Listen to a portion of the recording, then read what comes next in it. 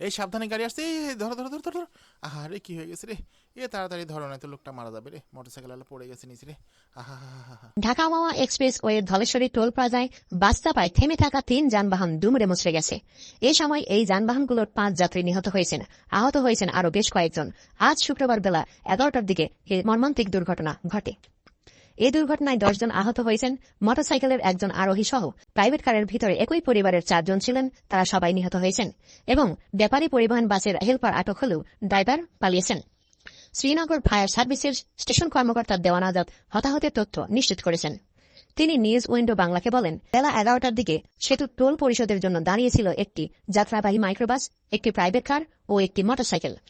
তখন ঢাকা কুয়াকাটা রুটের ব্যাপারী পরিবহনের একটি বাস থেমে থাকা 3টি যানবাহনকে চাপা দেয়। গাড়িগুলো দুমড়ে মুচড়ে যায়। খবর পেয়ে তারা ঘটনাস্থলে যান।